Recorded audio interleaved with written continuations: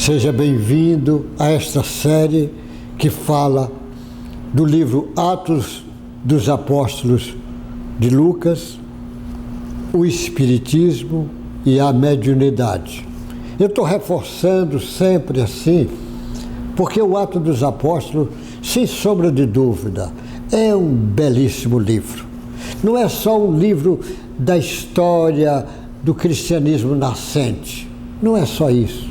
O Lucas é uma beleza para escrever, mas sobretudo mostrando para nós atuais, os cristãos atuais, como é que aqueles cristãos se portavam, agiam, porque serve de modelo e guia para hoje as instituições, as casas espíritas é uma cópia pálida daqueles primeiros grupos, aquelas primeiras casas, a Casa do Caminho, lá de Jerusalém, a casa de Antioquia, a casa lá de Cesária, da Sumária, a casa lá de Filipos.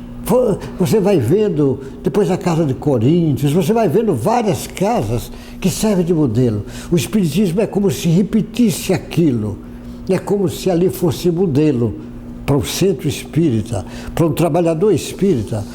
Como Jesus é sempre o modelo e guia. Então o Ato dos Apóstolos é falando do Cristo, só que agora através dos apóstolos. Igual o Espiritismo, os médios modernos do Espiritismo, é como se estivesse repetindo aquela lição do cristianismo primitivo.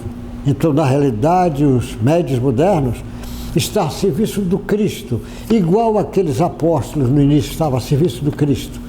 A mediunidade trabalhando para o Cristo e para o Cristo.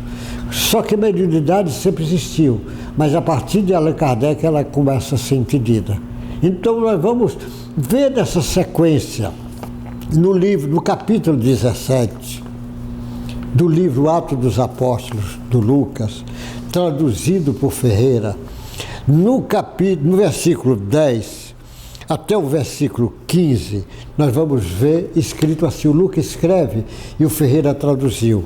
Ele diz assim: Paulo e Silas em Beléia.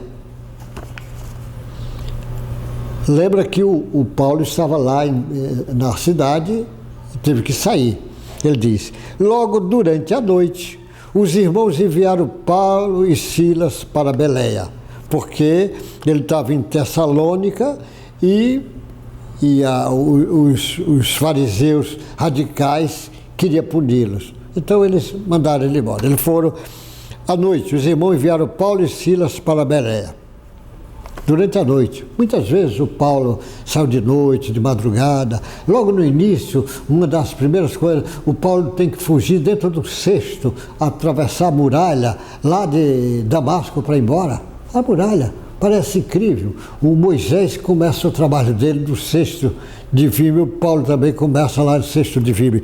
Mas nessa aqui de Belém ele diz o seguinte: logo durante a noite os irmãos enviaram Paulo e Silas para Beléia. Os irmãos, ou seja, os irmãos no cristianismo que estava nascente. Ali chegados, como sempre, ele ia e procurava a sinagoga. Se dirigiram-se a sinagoga dos judeus. Ora, estes de Beléia eram mais nobres do que os de Tessalônica, pois receberam a palavra com toda avidez, examinando as Escrituras todos os dias para ver se as coisas eram de fato assim. Com isso, muitos deles creram, mulheres gregas de alta posição social e muitos homens. Mas logo que os judeus de Tessalônica souberam que a palavra de Deus era anunciada por Paulo, também em Beléia, foram lá agitar e perturbar o povo. Eles foram lá agitar. Você vê como é. Então os irmãos fizeram com que Paulo fosse imediatamente para os lados do mar. Porém, Silas e Timóteo continuaram em Beléia. Os responsáveis por Paulo levaram até Atenas e regressaram trazendo ordens a Silas e a Timóteo para que fossem encontrá-lo mais depressa possível. Você veja quantas vezes ele saiu. Mas o próprio Paulo, depois ele vai voltar a Belém, muitas vezes. Agora ele vai voltar para aquele grupamento, os grupos. Não volta lá para a sinagoga porque as pessoas não entenderam. E eles seguiram quase a orientação do Cristo lá atrás, quando dizia para os seus apóstolos: se não lhe aceitarem, você sacode até a poeira dos sapatos e vai embora.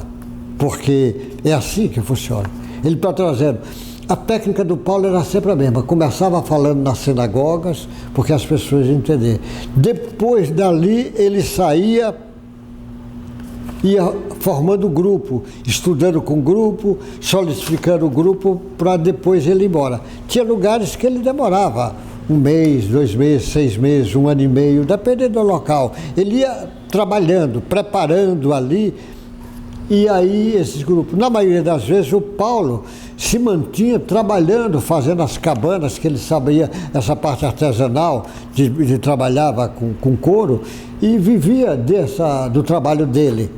Mas você vê aqui em Belém, você vê, ele tem saído de Tessalônica, que era o centro, aí foi para outra, Aí agora expulsaram ele, e ele vai para Atenas, lá na Grécia, que vai também fazer um trabalho espetacular, que você, no próximo capítulo eu vou falar sobre isso.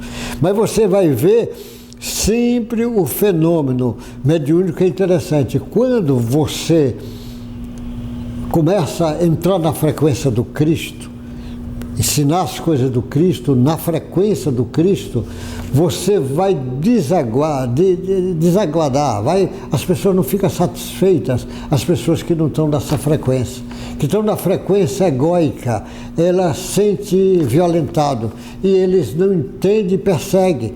Então toda vez que começa o trabalho do Cristo, ela não é entendida, as trevas entram em ação.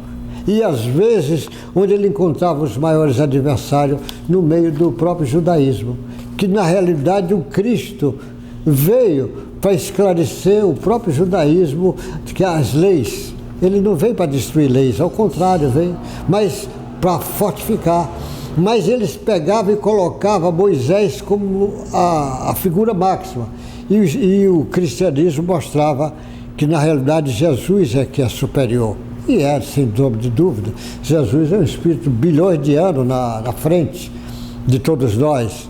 Jesus faz parte dos construtores da Terra, desde o início da formação da Terra, que Jesus está no comando, sob orientação do próprio Deus. Então Jesus, para ser entendido, é preciso você abrir o leque de entendimento na direção espiritual. Então esse caminho, o caminho mediúnico, olha como é que eles vão funcionando. Esses que perseguiam mesmo Paulo estavam sendo instrumento, estava sendo obsidiado, obsessão estudada no Espiritismo, como Kardec divide lá obsessão, a possessão, fascinação. São, muitas vezes, o sujeito obsediado, ele nem sabe, ou às vezes está fascinado, eles não sabem, e pensa que Jesus está indo de encontro. Como tem pessoas que acham que o Espiritismo está a serviço do mal, que o Espiritismo é contra o cristianismo, quando o Espiritismo é a volta do cristianismo. Mas isso, para entender, então nesse capítulo, ele mostra o Paulo saindo, e agora vem para outra cidade, começa a causar um impacto, porque o Paulo era um grande orador, tinha grande argumento, argumentava em cima das escrituras que eles conheciam. Você vê que ele diz o que é que ele fala, ó. Durante a noite é que ele teve que sair, porque saiu escondida. Chegando, dirigiu as sinagogas. Era em Belém, mas as pessoas, da Beleia, eram mais nobres do que o Tessalônico, pois receberam a palavra com toda avidez, examinando a Escritura todo dia para ver se as coisas eram de fato assim. Você veja, Paulo todo dia falando com eles. Com assim, muitos deles creram, mulheres gregas de alta posição social e muitos homens vieram na direção do Paulo. Mas logo que os judeus de Tessalônica souberam que a palavra de Deus era anunciada também em Belém por Paulo, foram lá agitar e perturbar o povo. Então os irmãos fizeram que Paulo juntamente, imediatamente, para o lado do mar. Porém, Silas e Timóteo ficam. Mas depois os Silas e Timóteo vai acompanhar. Porque nessa viagem, nessa segunda viagem do Paulo, tinha acompanhado o Silas, o Timóteo, o Lucas, acompanhava o Paulo também nessa viagem. O Lucas que escreve esse evangelho. É que o Lucas evita citar ele, mas o Lucas também foi um gigante. Porque você veja, no início, o Lucas era intelectual, como Paulo era intelectual. E então foram importantes naquele início do cristianismo. Como Mateus era uma pessoa intelectual, por isso que escreveu o Evangelho do Mateus. E você vai entendendo isso tudo. E aí, essa perseguição, mas não adianta, porque faz parte. Meu irmão, Deus te guarde, boa sorte e preste atenção no próximo capítulo, que é muito interessante o que vem aí.